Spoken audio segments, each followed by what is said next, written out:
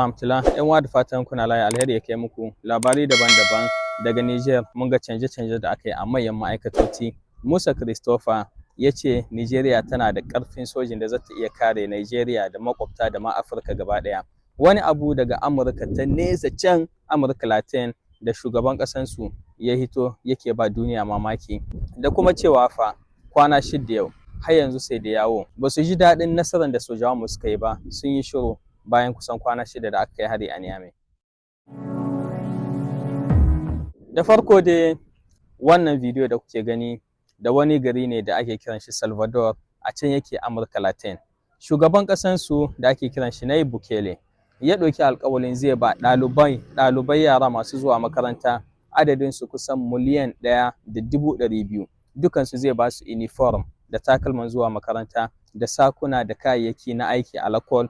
Sannan kuma ya ci gaba da ba kowane ɗalibi a cikin wa'annan miliyan 1.2 laptop ko tablet don a yi karatu. Abu ɗaya ne ya ce sababin wannan abun, ya ce kuɗin da ƙasan shi take da yana isa a yi aiki a gyara ƙasa inda babu mutane da suke satan su. Afirka sai mu diba mu gani ƙasashenmu da arziki kala-kala, amma har yau makaranta, lafiya, kula da ɗan adam, amma wani bai hatsarin ma komai ya ɓace don sababin menene?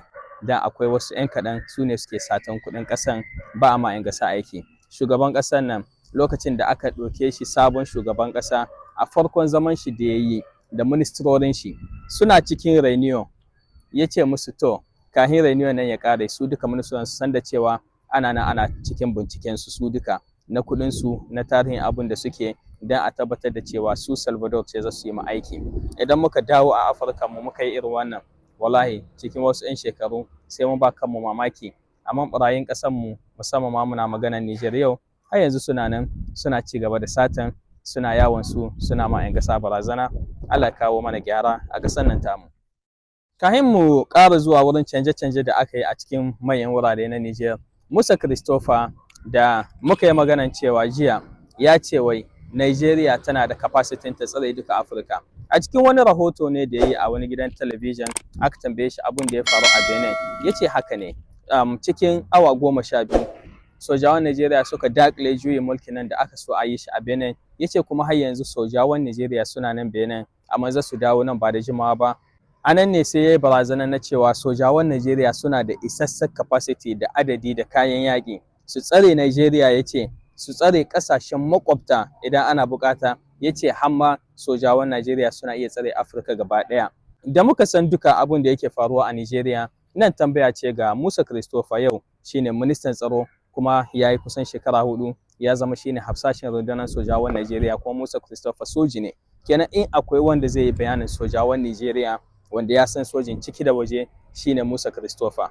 Da gaske ne Nigeria tana da wannan capacity, amma an ki aiki da ita don a kawo tsaro a cikin Nigeria, tunda har muka gani sai da ma Nigeria ta nemi a tallafa mata daga ƙasar Amurka don su kawo tsaro. Kuma gashi abubuwan da yake faruwa da 'yan ta'adda wanda suna zuwa kamar su ne ma suke mulkin wasu wurare a cikin Nigeria, an kasa samo a ci kawunan su. Nigeria da gaske ne tana da wannan ƙarfin, amma ba aiki da su a Nigeria.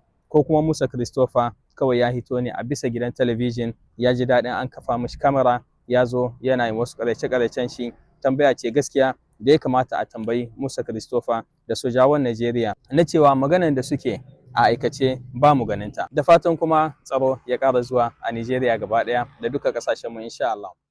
Mun dawo cikin gida a Niger, mun gani bayani da ya hito daga ofishin shugaban ƙasa Baba Chani na cewa an canza manyan ma'aikatu da wurare daban-daban. A cikin manyan ma'aikatun da ya kamata gaskiya mu yi maganar su shine akwai RCEP. Mun san RCEP ofishi da yake kula da harkar internet, ofishi da yake kula da sadarwa. An canza director general ta. An canza director general na company na jirgi da ake kiran shi Niger Air International. Da fatan zan mu gani cewa Niger ta bunƙasa harkan jiragenta nan, muna harka da su da zuwan, ko kuma idan ma za a zo a buɗe kamfani na jirage na IS. An canza Director General na OPVN, maganganu da yawa a bisa tsohon Director General, amma ya huce. Muna yi ma sabon shugaban OPVN fatan alheri. Director General na Rini kamfani na Ridi Niger, shinkafan Niger, an canza shi, an sa masu ba da shawara ga ministan na sadarwa da kuma masu bincike a harkar noma. Wannan cikin canje-canjen da aka yi ne masu muhimmanci wanda duka muke fatan abu ne wanda zai kawo alheri da gyara. You think he's a pro? But I'm cooking with Pocket Broker. Duka muke fatan abu ne wanda zai kawo alheri da gyara a ƙasarmu Nijar. Mun zo daga hari da aka kai a Niamey, sai da yawo yau kusan kwana 6 har yanzu bamu ga bayani ba. Har ƙasar Saudiya daga nesa ta hito ta yi bayani ta ce ba ji daɗin abun nan ba, amma in sai da yawo wanda mun gani manyan in sai da yawo suna ta zuwa ƙasashen IS, suna ta zuwa Nijar, suna cewa suna so a haɗa ƙarfi da ƙarfi don a yaƙi da ta'addanci. In a duka duniyar nan, duk da cewa akwai wai IS da sai da yawo, amma a duka duniyar nan in akwai wani ofishi da ya kamata a ce ya hito ya yi maganan tsaro ko ya yi cir da Allah wade a wani hari da za a kai a Afirka ta yamma mun nan, to sai da yawo ce, ko da IS kin ko a cikin ECOWAS kin. Amma kwana 6 har yanzu shiru. Ba abun mamaki ba ne, da sanin wasu shugabannin ECOWAS aka kawo ma Nijar hari, da haɗin gwiwansu wasu kuma daga cikin ƙasashen su ma ne wa'annan 'yan ta'addan suka yi to. Ƙarewa da ƙarau a cikin 'yan ta'addan da aka kashe a wannan harin da aka kawo na Niamey akwai ɗan ƙasar Faransa guda. Mun san kuma hannun Faransa a sai da yawo ta yi, shi ne yasa har yanzu ECOWAS suna nan suna zaman makoki, an kashe musu ɗan Faransa ko kuma an hana su su ma yi bayani ko kuma menene yake faruwa. Sai da yawo dai tana ƙara nuna mana cewa su fa ba abu bane da ya dame su. Ƙasashen mun nan na Afirka ta yamma kawai wani ofishi ne da Turawa suka kafa shi don su rika gyara kansu. A ƙarshe ƙasar Faransa da bayanin da ya hito daga ofishin leƙen asirin ƙasar Rasha na cewa Emmanuel Macron ya ba DGSA ofishi wanda yake kula da tsaron ƙasar Faransa a waje, ya ba su wai umarnin da aje a tada tarzoma a ƙasashen Sahel da Central Africa da ma a hambare da sabon shugaban ƙasar Madagascar sojin nan da ya zo. To su wane ne sababbin abokanin hulɗa na Faransa? Su ne 'yan ta'adda.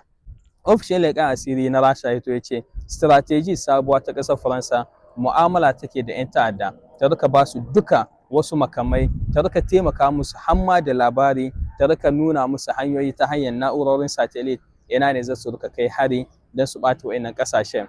Idan muka ji lokacin da General Chani ya hito yake cewa Patrice Talon da Alassane Ouattara da Macron su nisance mu, dan da cewa ne wa'innan mutanen su ne suke tallafa ma 'yan ta'adda a rejiyankin mu, suke damun mu. Ya kamata mu 'yan ƙasa mu san haɗarin abin da yake faruwa. Har yanzu ba wai ƙasashen mu sun warware ba ne. Maƙiyan mu da shugabantan Patrice Talon da ƙananan bayan shi irin su Talon su Ouattara kullum za su ci gaba da neman su kawo mana tarzoma, tunda Macron ya ɗauki abun ya maida shi da suke cewa en français personnel, kamar abu ne tsakanin shi da kanshi da shugabanninmu, sai ya yi vengeance, sai ya mutuwan kasko ko shi ko su. Domin kuma muka ce insha Allah ƙasashenmu su ne za su yi nasara, kuma sai mun ci gaba bi iznillahi kuma mun samu 'yancin kanmu.